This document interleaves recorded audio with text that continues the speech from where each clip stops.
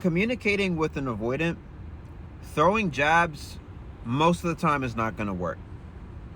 I know that you're hurt. I know that you hope that if you say something with a sharp tongue, if you hit that right combination, if you hit that soft spot, that weak point, if you tug at their heartstrings, if you say something that'll insult them enough, it'll what you really want is passion. You want them to show you that they care, whether it's positively or negatively.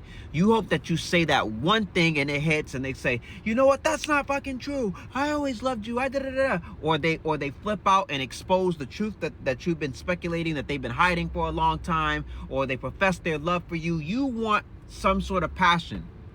But oftentimes what happens when you say something slick to an avoidant, they actually keep their composure and they be like, that wasn't necessary. Or they'll be like, you didn't have to say that though.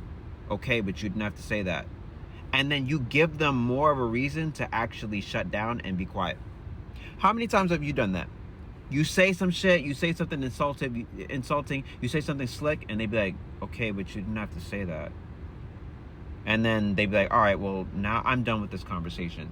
And all the leverage that you thought you had, you just gave it right back to them. I'm done with this conversation. I'm not having this conversation because now you're being disrespectful. And you can't say anything because you know that you were disrespectful. So now you end up apologizing to them because you lost your cool about a topic that they did to you and made you feel upset about. So now you're apologizing essentially for being upset at them for doing something to you. It doesn't work. Avoidants have I'm telling you, they have talent, man. They're able to suppress emotions and have an ultimate cool in the moments when you want the most passion out of them. It doesn't work. It just doesn't work.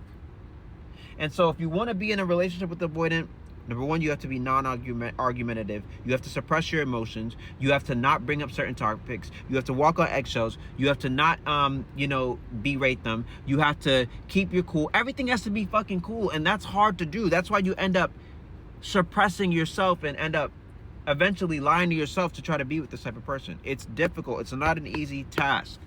Faith and dreams. Swagger, swagger, swagger.